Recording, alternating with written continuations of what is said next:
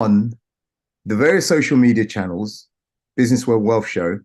And if you are not subscribed to this channel, make sure you subscribe. Okay. So if you're watching this on YouTube, make sure you subscribe. If you're watching it anywhere else, follow us, let us know what's going on. And remember to take the business growth quiz, businessgrowthquiz.me, businessgrowthquiz.me.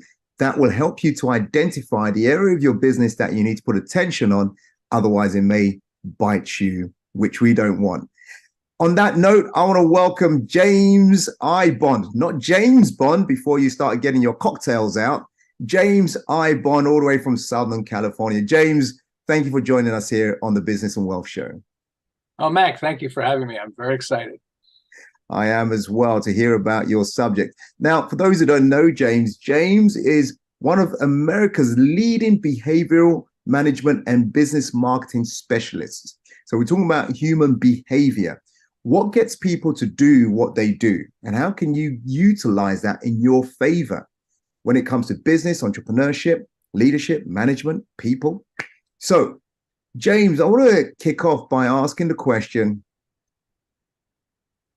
what was your entrepreneurial background? How did you get started as an entrepreneur? Before we start going into human psychology and we start talking about behavior and how the audience can really understand all of that and use that to their favor. What was your entrepreneurial background?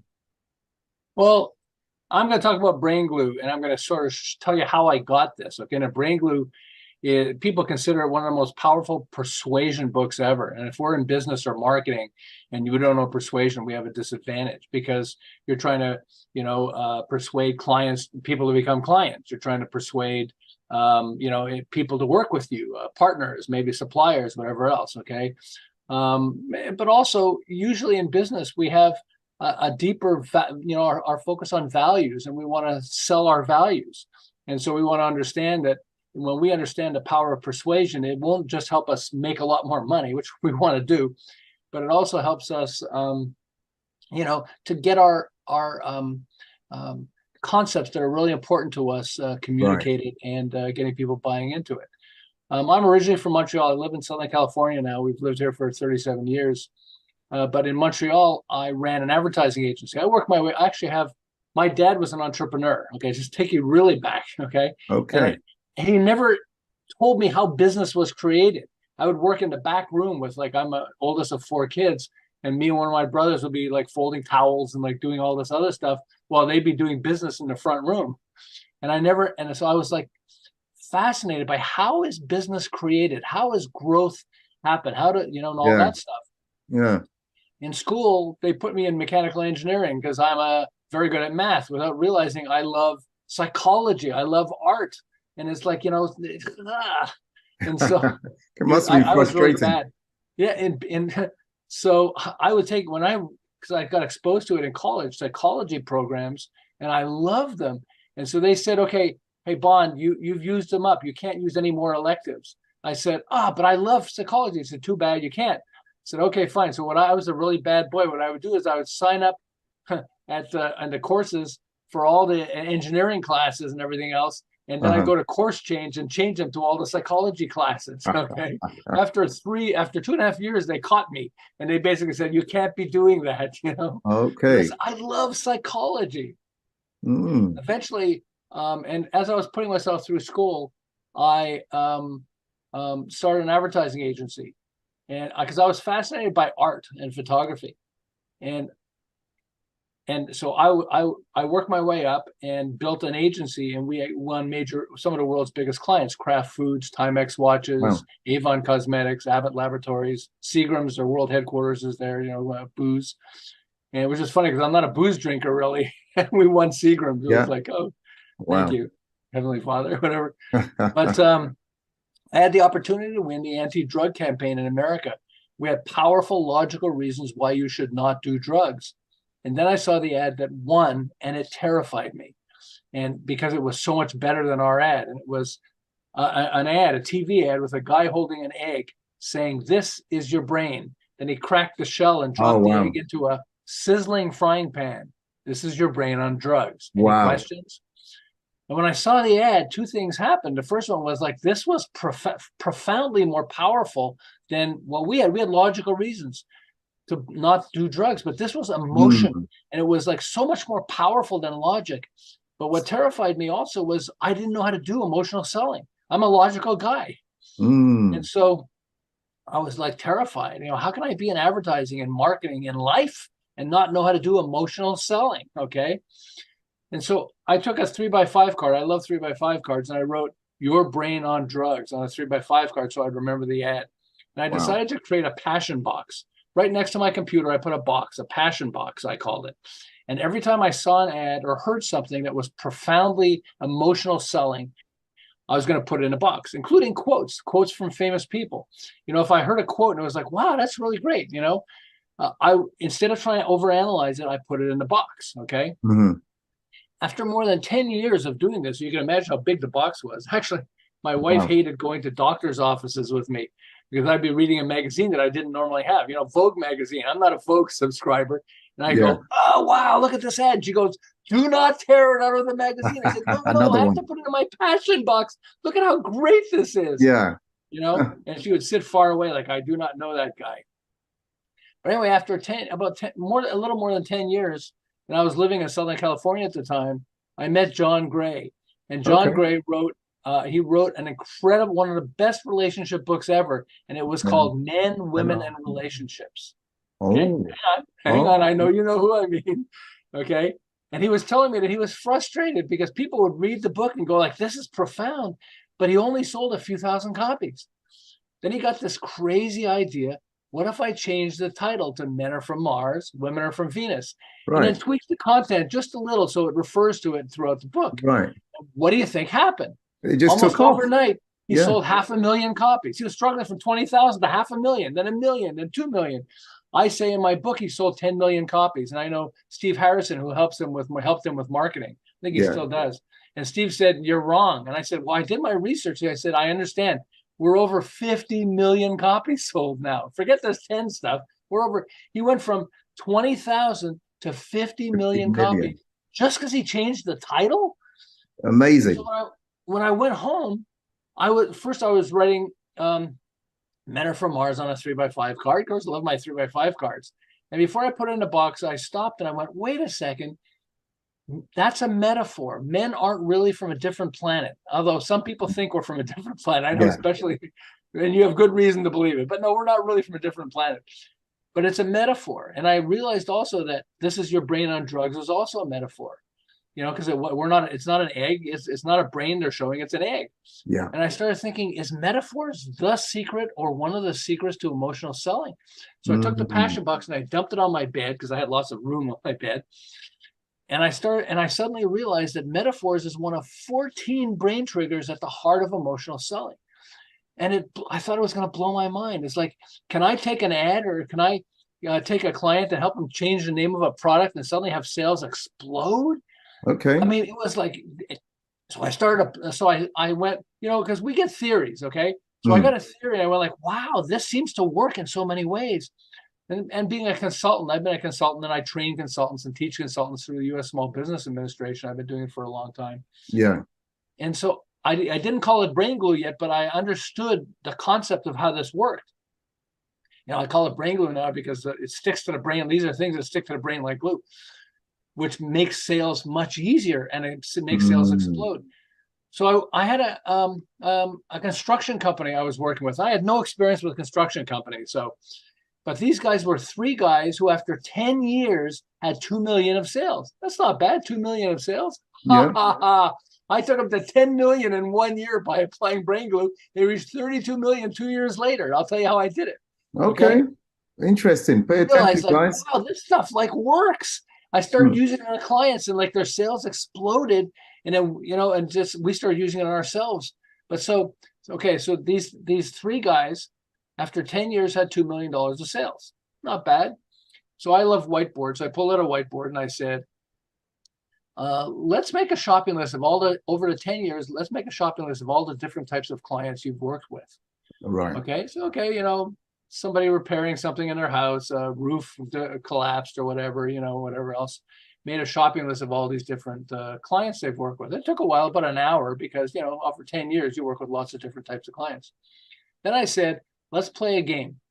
Let's pretend you're only going to work with one kind of client and you're not going to work with anybody else. Let's pick who it would be. And they said, well, we don't want to say no to anybody. I said, okay, it's a game. Ha ha ha, you know, but it's a game. Let's think of it as a game. We're just going to go through all these clients and say, who would you love if you're just going to focus on one niche? Which one would you focus on? Took a while. They eventually came up with fire restoration for insurance companies. I didn't know what the heck that is. So I said, what's that? And they said, well, you know, there are two different companies, insurance companies that we've worked with. One gave us one and the other gave us two clients that they had that had a fire. And we go, and when we go in, when there's a fire, the first thing we check is for the frame. If the frame of the building is damaged, we have to tear down the whole building. But if it's not, then you can fix the building and repair it and all that stuff. Okay. Yeah. And so I said, okay, fire restoration for insurance companies.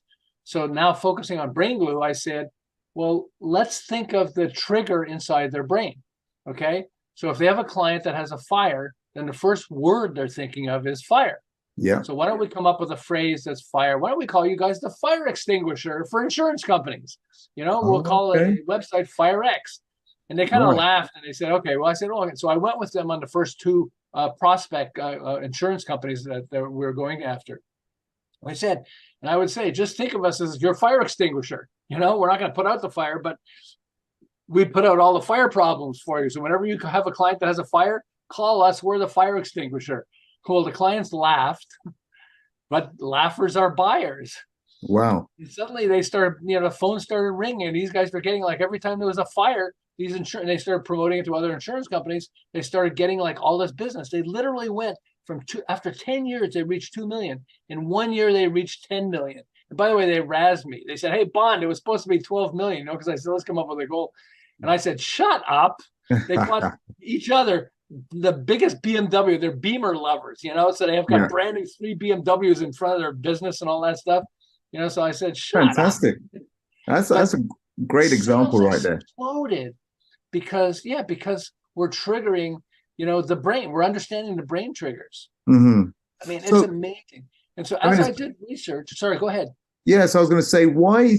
Because what you're angling at is metaphors and emotional selling. Something happens, someone has an emotional trigger. Why is emotion so important when it comes to marketing and sales? Well, emotion is important when it comes to life. Right. Okay. I mean, when you think about it, I mean, if you're in a career that you're not emotionally passionate about, then you become depressed. You know, I mean, if you're in business and you create a product and you're not passionate about the product, how are you going to sell it? Mm-hmm. Okay. I remember when I started in advertising, I hated selling. I was in business. I brought my brother on, one of my brothers, and family and business doesn't always mix. I love my brother dearly, but I learned, you know, he was good at selling and I was not good at selling. And it really pissed me off that he could sell me better than I could sell me. Okay. And so we eventually broke up as family in business. And I still am very close to my brother. I love him, but not in business. Okay. And I had to learn selling. And I remember Zig Ziglar, a motivational speaker and trainer, sales trainer, he said something that was really profound to me. And it was, selling is nothing more than a transference of passion. Okay. Right. And I went, oh, okay. He said, look, if you're not passionate about something, you know, maybe you can come up with some tools, but on how to sell. But if you're not passionate about something, it's hard to sell. But if you, like if you see a movie, I saw Hidden Figures. I don't know if you know that movie. I love Hidden Figures. Great movie. I told everyone about the black women who in NASA and the history. I mean, well, it's profound. Absolutely. What a fabulous movie. You don't have to tell me how to sell that movie to my friends and everything. Oh, you have to see it. It's so amazing. Da, da, da. You know, I mean, we know when we have passion, it's easy to sell. Okay. Yeah. I remember my dad was telling me something and I said, no. And I got all passionate and he stopped arguing with me, you know, and I remember this in my mind. I just remembered it now because he realized I was so passionate. He wasn't going to try to fight me on this thing. There you go. You know, which is like, wow. Yeah. But we're driven by passion. There are two famous people. There's Gerald Zaltman, who's a professor at Harvard Business School, and Daniel Kahneman, who's a Nobel Prize winning psychologist. And both of them uncovered and showed how more than 90% of buying decisions are emotionally triggered. Logic can be a part, but it's the emotion centers of the brain. In marketing, we say you want people to know, like, and trust you. Okay, I got that. But you don't always have that luxury, especially if you're doing advertising. So you need to find other tools. You want to use other tools. And so, you know, we're driven by passion. I work with a paint manufacturer, about $25 million of sales. I took them to about 38 million. But what I did more importantly was I changed the passion they had. So I went in, and I'm working with a paint company, and they were all telling me, it's like it was programmed in all their brains. Yeah, we work for a paint company. It's kind of, paint's boring, you know. But I discovered that they actually used our paint for the movie Titanic because they needed a paint that had a good texture, but would also not be dissolved from the water and all that stuff, from the salt water. And they used our paint. So I started putting posters of it was when Titanic was just becoming famous. And I put posters of Titanic all over the building. And they were like, yeah. And I said, hey, we're the guys. It's our paint on Titanic. Okay. The next thing was, one of the guys said, who's a designer, he actually has patents on airplane paint. Okay, what's that all about? You know, why do you need patents on airplane paint? He said, well, there are a few things. The first is, when a plane takes, you can't put, it has to be as thin as possible, the paint, because the more paint it is, the heavier it makes the plane. Of course. That's the first thing. The second thing is, when you can't have paint fading, even though you're way up there in the sky, so you don't have as much protection. So the UV rays and whatever else is going to fade the paint. So if every time your plane landed, you got faded paint, you start thinking, I don't know if we want to take that plane, it looks old. And then the third thing was, even though it's a really thin coat of paint and it's got good color on it, it could be very, very hot up there, and it lands in the snow. So it goes through massive temperature changes. Right. So to me, it's fascinating. It's like, wow, I didn't know that about paint. And I'm telling these guys, like, wow, this is amazing.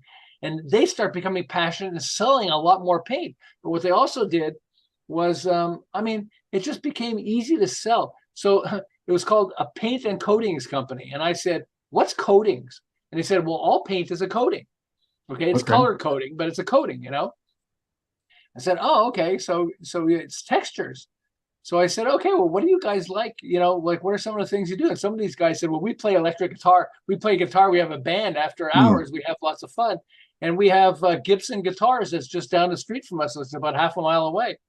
They said, well, we sell coatings. Would you be interested in talking to them about changing the coatings on the guitars? So that maybe you can have different types of guitar coating. And they went, wow. They won Gibson guitars and got a lab. We created a lab inside the business that had guitars hanging with different types of textures and colors and things like that. It was really amazing.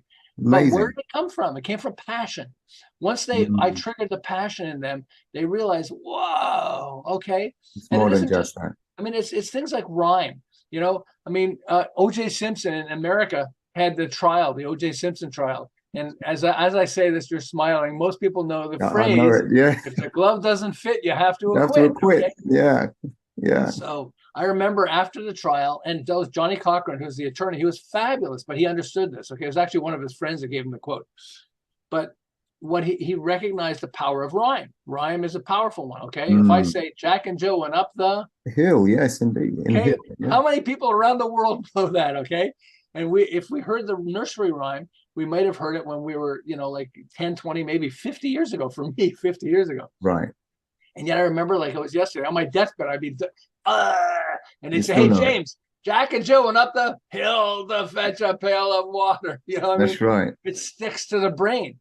And so with products, so he understood that. And so I remember after the OJ trial, two of the jurors were asked, with all that evidence against OJ, how come you found him not guilty? And there were two jurors, and one of them is nodding her head in agreement while the other one explains, we knew if the glove don't fit, you must acquit. The glove didn't fit. We had to acquit. Crazy, huh? Crazy. Hey, listen, tell us about brain glue. Now, I know you've been hinting at it. You've been sharing some elements of it. But what is brain glue? So brain glue understands the patterns of the brain. There's something called redintegration, which is the brain's need for completion. Okay. And so I went into the living room, and my wife was watching a TV show, and I said, "Hey, is this any good?" She said, "No, it's stupid." So I said, "Why are you watching it?" She said, "I want to see how it turns out." Okay. When we start something, You you want to know, finish it. our brain likes the end of it. Okay. In fact, so what's the most powerful tool of human interaction? I'm using it now, aren't I? Can you tell what I'm doing? I'm using questions. Questions. Questions Okay. are, because when we hear a question, I'll talk to an audience of, like, with the Small Business Administration, to, like, like 200 people, 300 people. And I'll say, okay, so if I keep asking you a question, you're going to keep nodding your heads, right? And they nod their heads. I said, should I keep asking you questions? What do you think? I said, so you're not nodding your heads now, but inside you're still thinking of Right. answering the question, because it's wired into us. And Mm-hmm. so when we understand the patterns that are wired into us, then we can understand how to use those patterns to sell. I'll give you examples. Okay, I'll give you some examples. So we have analogy. I talked about that analogy and metaphor. I work with Jack Canfield. Jack Canfield wrote Chicken Soup for the Soul. Right. You mean you open up the book and you get chicken soup? No.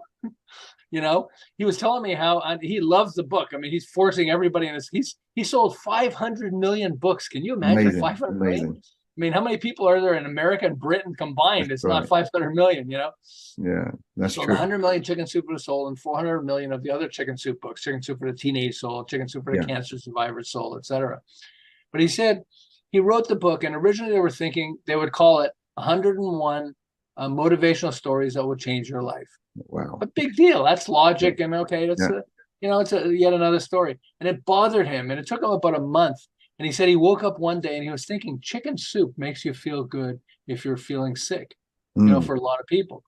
What if I call my book Chicken Soup because it makes you feel good? Chicken Soup for the Spirit. Okay, Chicken Soup for the Spirit. He said it doesn't really resonate yet, but it's kind of close. Chicken Soup for the Spirit, because it helps your spirit. And then he said after a few nights of sleepless nights, actually, he came up with alliteration, the repetition of sounds. S-O-U-P, S-O-U-L, soup, Right. soul. What? Chicken Soup for the Soul. That resonates a lot more. And suddenly, he had to work a little bit to get people to understand what it was, but they started selling like crazy, and he sold 500 million books. Amazing. I'll take that. We talk about the iPhone. How many phones? They only sold 500 million iPhones. So Jack Canfield sold as many books as Steve Jobs sold iPhones. I mean, wow. Amazing. Amazing. All because of the name. Okay. And so if you take a look at a bunch of names of, I'll give you some of the tools. Okay. Squatty Potty. Okay.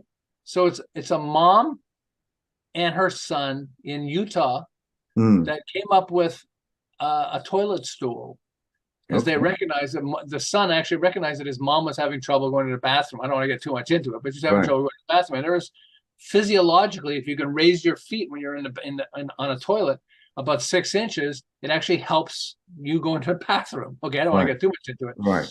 So they were thinking, so it's a toilet stool. My wife said they should have called it the stool, but I don't think that would be a good name. Okay. But so the toilet stool doesn't sound like a very good name. Toilet stool. Hey, you want to buy the toilet stool? But they were thinking like, what's a synonym for, what's another way to say toilet? Potty. It's a potty. And then they were thinking, well, I'm kind of squatting. Squatty Potty. Rhyme. Right, Okay, it's powerful. So they came up with the name Squatty Potty, and sales exploded. They started making a ton of money. They finally made it out to Shark Tank, and the investors on Shark Tank were standing in line to invest in them, all because the name triggers parts of the brain. Right. So how would you like to invent a product and your biggest competitor steals it from you? Okay, you invent an idea for a product and your biggest competitor steals it from you and makes a gazillion dollars, makes a fortune, and you have to stop selling it because you can't even make a living with it. Okay, welcome to Kellogg's and Post cereals. Okay, Post cereals, the head of Post cereals, invented this really great cake that has jelly inside it, like strawberry, blueberry, raspberry, and you put it in a toaster. Okay, you already know what product I'm talking about. I'm with you. You put it in a toaster, and then it pops out of the toaster, and you've got a nice warm cake that you could use for breakfast, for lunch, for snacks, and everything else. 3 months, they called it Country Squares. Okay? Oh, wow. It doesn't exactly. You shake your head no. 3 months, the head of Post was so excited about this amazing invention he came up with that 3 months before they launched the product, he promoted it to the press. He started showing it to the press. Look, we have this new product we're coming up with called Country Squares, and look at what it does.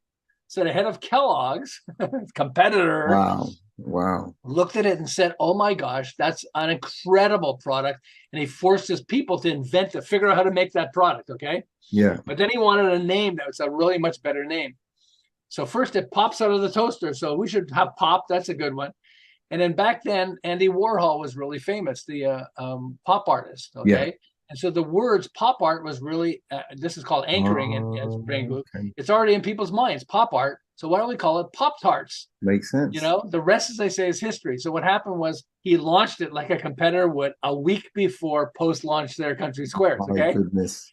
They sold out almost immediately. People were like, what an amazing, we love this product. And they sold out. He ran full page ads in major newspapers like, New York Times or whatever, apologizing and saying, we are so sorry we ran out of Pop Tarts. But if you hold on for about a week, we're going to have more inside the stores. We didn't realize how much you're going to love this.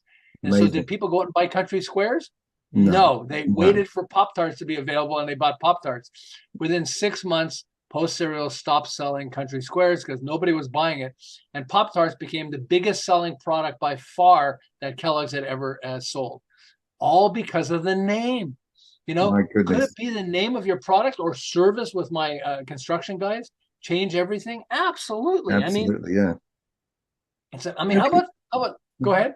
No, it's fantastic. Great. So I'm thinking here to put some of the people listening in who are entrepreneurs or want to be entrepreneurs, and they're thinking, I love what James is saying here. Do you have a 3-step, 4-step, or 5-step process to say, hey, if you're looking for a name for your service or your products, and consider this. Do you have anything like that? Absolutely. Absolutely. Fire away then. What's the steps? So first, brain glue is for logical people to come up with emotional trigger names. Okay. Interesting. Right. That's what it is. And so if you're an emotional person, you have an advantage over us. Okay. But most people in business are logical because you're solving a problem that a client has, or you're inventing a product, whatever else it is. Okay. Correct. So don't turn off your logic. Start with logic, like Squatty Potty. Okay. Come up with a logical name for what you think the product would be. And then you start applying emotional triggers. And let me give you an example, if I can, with Rocky Road ice cream. Okay. So Rocky Road ice cream is a perfect example because it uses 3 brain glue tools. And this is what you do is you start with, Rocky Road helped Dreyer's ice cream. Dreyer's ice cream was struggling during the Great Depression in America. And then back then they had 3 types of ice cream: chocolate, vanilla, strawberry. That was it. Right. And they came up with the idea of mixing it. Let's put nuts and marshmallows in chocolate ice cream. Okay. Then they wanted to come up with a name. So it doesn't have rocks in it. They call it Rocky Road. Okay. They actually stole the name from somebody else, but that's a whole other story. But when you open up Rocky Road ice cream, you go, oh, look, there's rocks inside it. No, there's not rocks. It's chocolate ice cream with nuts and marshmallows, but it's bumpy like a rocky road. So they went, okay, so they came up with a metaphor or analogy. It's like Rocky Road is like a rocky road. The second thing they used was alliteration, the repetition of sounds, Rocky Road.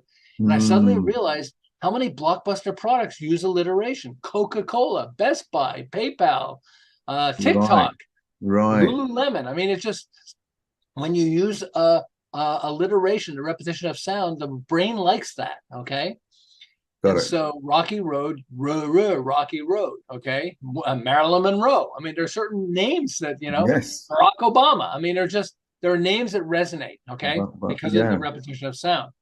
So the first thing they used was a metaphor or a simile. It's just like Rocky Road. Second one is Rocky Road. It uses alliteration, repetition of sound, Rocky Road. The third thing it used was humor. And here's how they used humor. Back in the Great Depression, which is when it was launched, people called the Great Depression a rocky road. We're all on a rocky road. Okay. So they said, we're all on a rocky road anyway. We might as well have Rocky Road ice cream. Right. And when you think of it that way, it's humor, and it makes people laugh. And so it's amazing when you take these tools and you understand the logic of it. Is okay, it's chocolate with nuts and marshmallows. So I'm going to call it chocolate with nuts and marshmallows, but we don't want to call it that because that's kind of boring. So what can we call it? Well, what is it? Well, it's bumpy like a rocky road. Let's call it a rocky road. Okay. And then alliteration, rocky road. Okay. Use alliteration, repetition of sounds. And then humor can help too. But Right. so, and I'll give you one last story, okay? But a Sure. story on this, talking So about humor, there's three key things you said there. So got it. Right. metaphor, or Metaphor, okay, synonym, or analogy. synonym, right? Which is Yeah. what's it like? That's the first thing, because I want to give you an example of that one, because I think Yeah. it'll blow your minds. Then the second one is alliteration, a repetition of sound. Yeah. And then the third one is humor, if you can use this. Right. So Paul Tran invented an electric razor for man's private areas. I don't want to get too much into this, but for man's private areas, okay? Oh He yeah. wanted to come up with a name that it doesn't offend people, but lets people know what the product does, okay? Yeah. So as a metaphor, what's it like? It's like a lawnmower. Yeah. He decided to call it a lawnmower. And in fact, he decided to change the name of his company to Manscaped. We're going to landscape a man with a lawnmower, okay? Now, I never bought one, but if I did, I wouldn't share it with my friends. Okay, let's start there. That's right. Okay, the lawnmower. But I would tell them the story. I say, hey, guess what I just bought? What? I bought the lawnmower.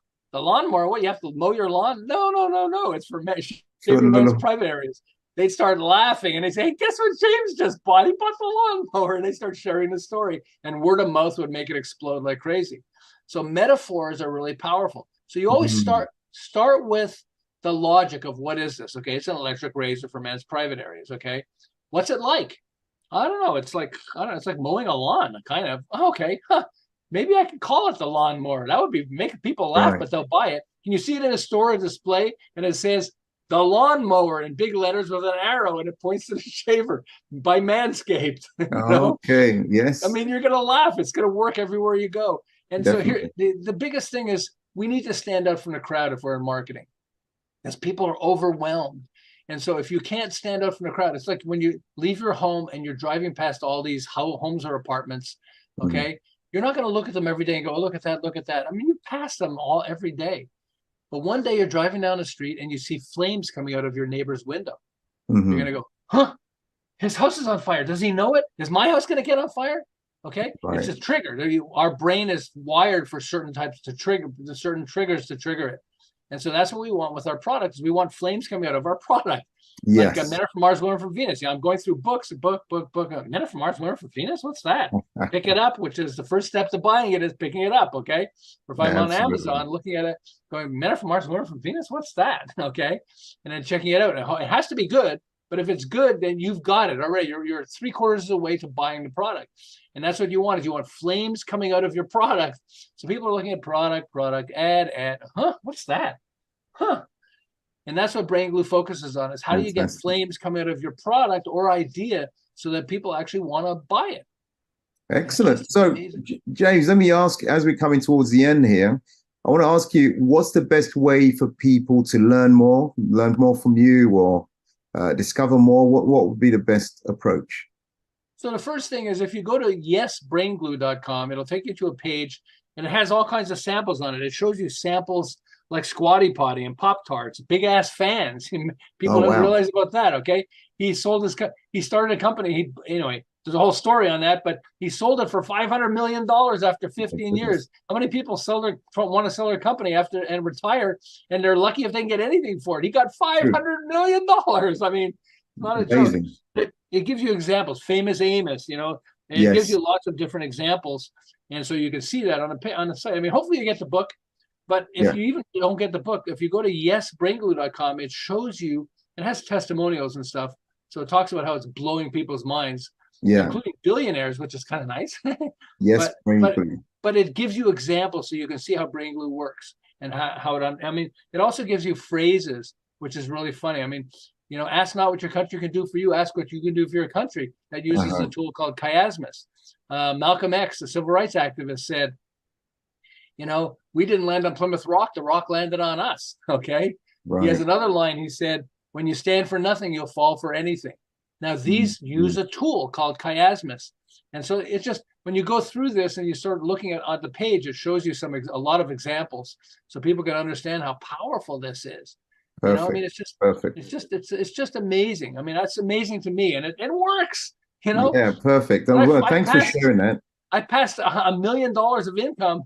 And I thought, I was like, did I break the law? But like, how come so much money is coming into my bank account? It's scary.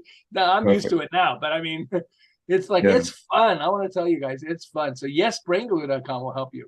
Yeah, check it out. Yesbrainglue.com.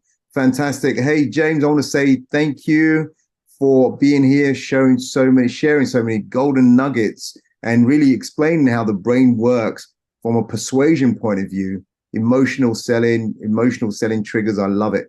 Thank you. For those of you watching, listening, make sure you subscribe, you follow, share some comments as well. Tell us what you got out of this. What did James share with you that was like, aha, aha, and you can take that all the way to the bank. Remember to check James out at yesbrainglue.com. Yesbrainglue.com. James, again, thank you so much. Oh, Mac, thank you so much. This was lots of fun. Absolutely. Thank you. Take care until we speak again. Much love. God bless everyone. Bye for now.